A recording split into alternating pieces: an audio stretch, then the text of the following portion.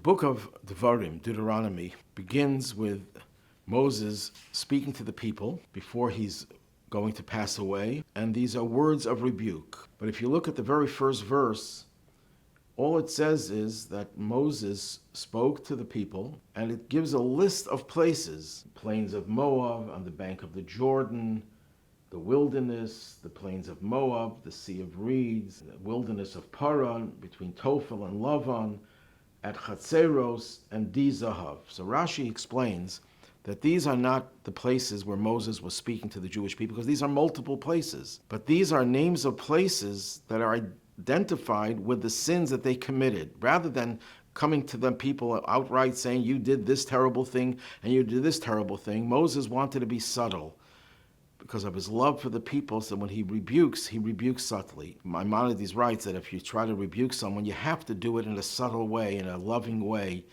If it doesn't work, then you could change your tune, do whatever will work. But initially, it has to be softly, subtly, and that's based on this very beginning of Deuteronomy, where Moses later on is a lot more open about his criticism. But when he starts on a very low key. Well, what are the last two places? One place is Chatzeros. What happened in Chatzeros? Chatzeros is the place where Moses' cousin Korah started a rebellion against Moses, claiming that Moses had arrogated to himself the positions of leadership to himself and to his brother Aaron, and he started a breakaway movement. Korah was the ultimate rebel, and we know the end of Korah, that he was swallowed up by the earth, and it was a terrible, terrible time for the Jewish people that this had to happen. The next one, Di-Zahav, translated means abundance of gold. That's a hint, an allusion to the golden calf. Because they had so much gold that they took with them from Egypt, the gold turned into an idol. So the question is asked, these two events, the rebellion of Korah and the creation of the golden calf, in what order did they occur? The golden calf occurred before Moses came down from the mountain with the tablets. So it's 40 days after the Torah was given, which was 50 days after the Exodus. So the sin of the golden calf happened within a few months after they left Egypt. The sin of Korah most likely occurred, although there are different opinions, after the sin of the spies. Now the spies were sent months later, and when they returned in what we now call Tisha B'Av, the 9th of Av, and that's when they were punished that they would have to remain in the land, in the desert, they wouldn't cross over the Jordan.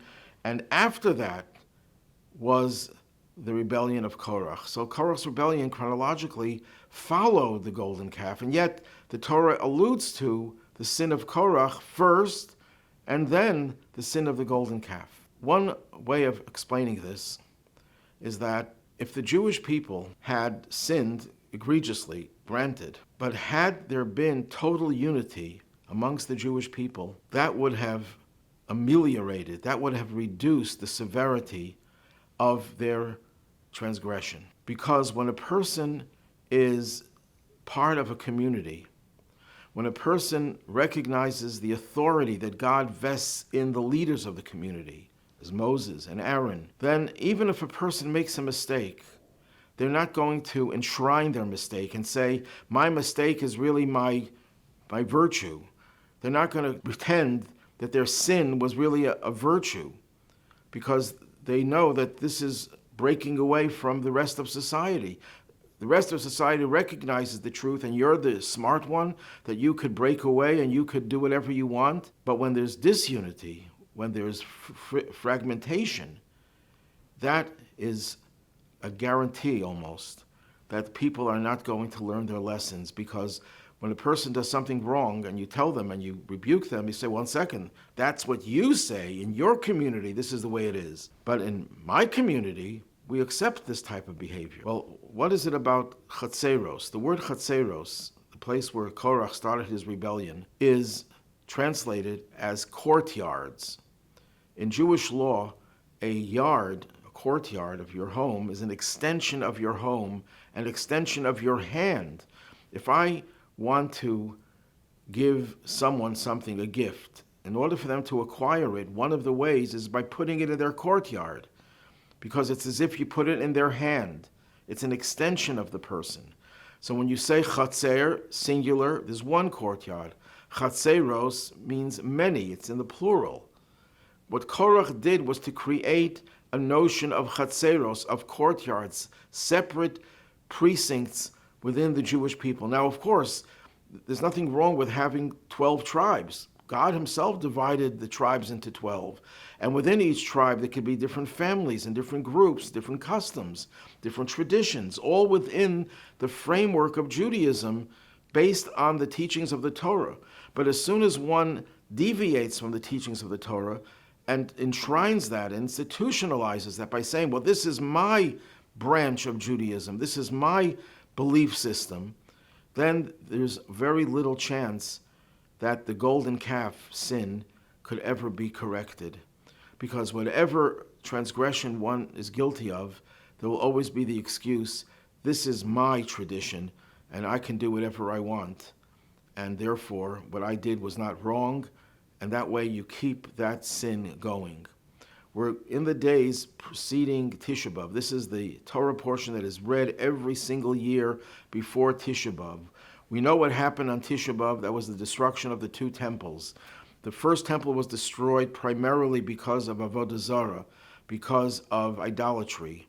The second temple was destroyed primarily, according to the Talmud, because of sinas chinam, senseless hatred, the ultimate lowest point of division that can possibly be. When you hate someone for a reason, that's division, that's horrible.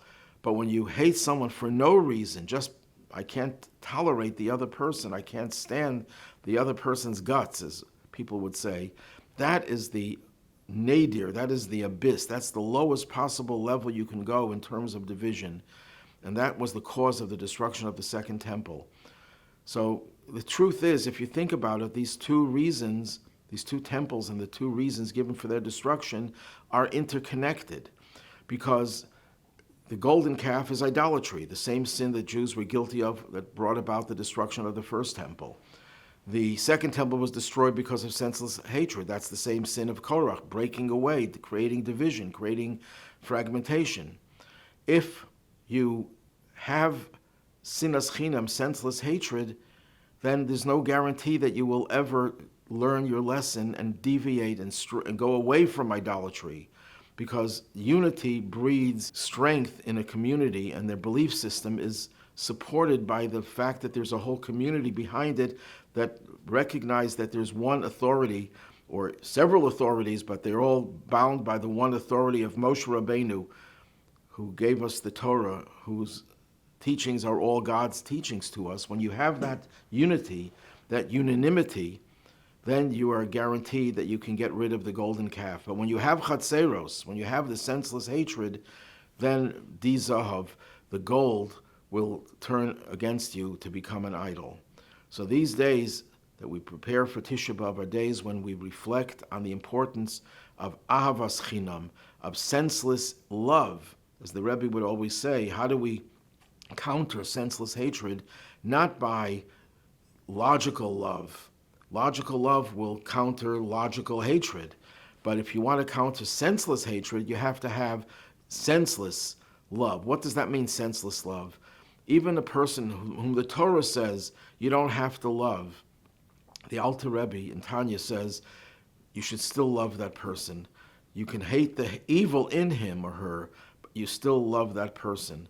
And we transcend beyond reason, even though reason and logic will say, well, this person is not someone you should love, you should feel close to. Teachings of Hasidus tell us that no, we have to transcend even our logic when it comes to loving our fellow. And through this senseless or transcendent love, we will get rid of all the negatives in this world, especially the negatives that are so irrational that we're experiencing these days. And that will lead us ultimately, imminently, to the coming of Mashiach and the final redemption, at which time Mashiach will rebuild the Beis HaMikdash. And this third Beis HaMikdash will encompass the virtues and the attributes of both of the temples.